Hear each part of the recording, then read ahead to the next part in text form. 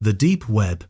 Before we touch anything involving onions, anonymity, or questionable marketplaces, we need to understand the deep web, the first major layer beneath the surface. And despite the dramatic name, the deep web is not mysterious, illegal, or filled with hackers in trench coats. It's actually the most boring part of the entire hidden internet, but also the biggest.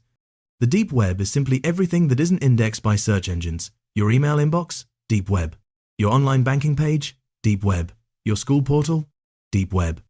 Your cloud storage with 400 vacation photos and one cursed selfie? Very deep web. If it requires a password or paywall, it's probably here. People confuse this with the dark web all the time, but the deep web is normal, safe, necessary. Without it, everyone's private info would sit on Google like a public museum exhibit titled, "Please steal my identity." But beneath this massive ocean of private pages is a much smaller, much stranger part of the hidden internet, a place not private because it's boring, but private because it's built for total anonymity. That is where the dark web begins. The birth of the dark web. Now we reach one of the most shocking major parts of the dark web, how it was created. Because no matter what Hollywood wants you to believe, the dark web didn't start with criminals. It didn't start with hackers. It didn't even start with that one kid in high school who wore fingerless gloves unironically. It started with the U.S. Navy. Back in the 1990s, the Navy needed a way to send secret messages without foreign governments intercepting them. Their solution was something called onion routing. It wraps data in layers of encryption like a digital onion, so no single point in the network could see who sent a message or where it was going. But the Navy realized a big problem. If they were the only ones using this system, every encrypted message could be traced right back to them.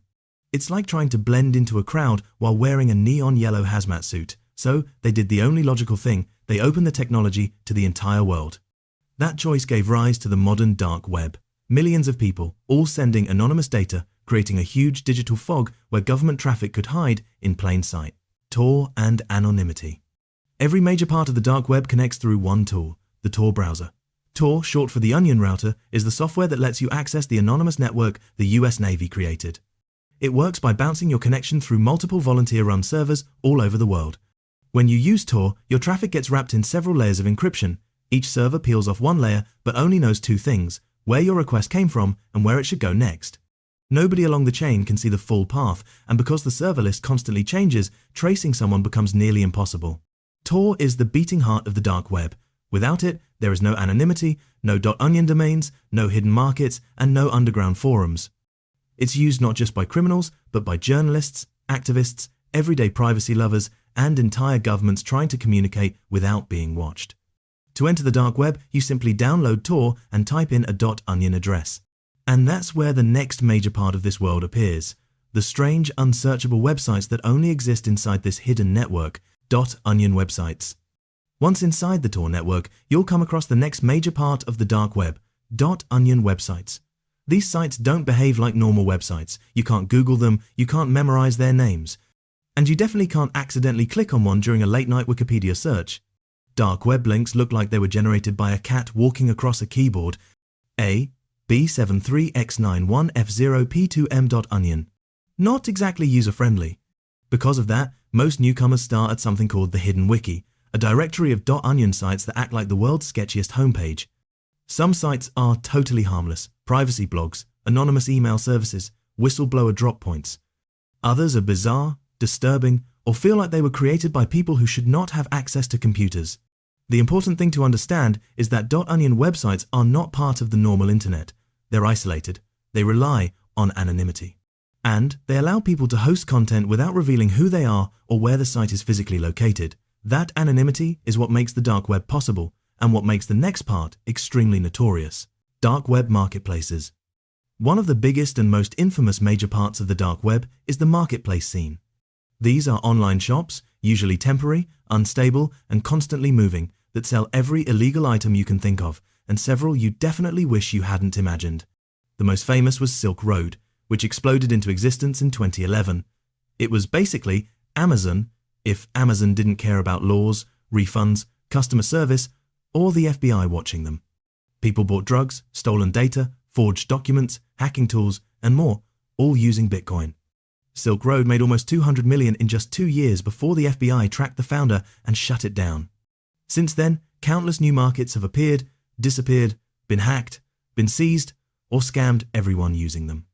It's a chaotic ecosystem built on distrust, fear, and the constant possibility that the site you're browsing is already run by law enforcement. These markets are often the first thing people think of when they hear dark web, but they're only one piece. The next part is even stranger: illegal services and disturbing content. Here we enter the most infamous, uncomfortable major section of the dark web, the part filled with services, forums, and content that are dangerous, unethical, illegal, or downright horrifying. While the majority of Tor users aren't criminals, the dark web does provide a degree of anonymity that attracts people who want to do things they shouldn't. Some sites claim to offer document forgery, identity theft services, malware for hire, and even revenge schemes. Others host hate groups, extremist material, or disturbing content explicitly designed to shock or manipulate. There are rumors of hitman sites, though nearly all of them are scams or honeypots designed to catch people dumb enough to try hiring one.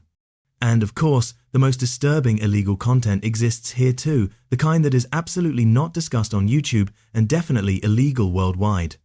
This is the darkest corner of the dark web, isolated, hidden, and watched heavily by global law enforcement. It's important to understand that while the dark web isn't inherently evil, this section represents the serious dangers lurking in anonymity, dangers most users should never go near, the risks, the honeypots, and why you should never go there. The final major part of the dark web isn't a website or a tool, it's the danger itself, because even though browsing the dark web isn't illegal, almost everything risky you can click on is either a scam, a trap, or a guaranteed way to get your device infected faster than you can say, "I shouldn't have clicked that." Most illegal services are honeypots, fake pages designed to catch criminals. Government agencies run some, scammers run the rest, and both will ruin your day in very different ways. If you send Bitcoin to anyone, there is a 90% chance you'll receive absolutely nothing in return except regret and possibly a visit from someone wearing a badge.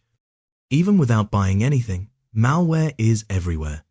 One wrong file can steal your identity, lock your computer, grab your passwords, or leak your information to people who definitely don't care about your privacy.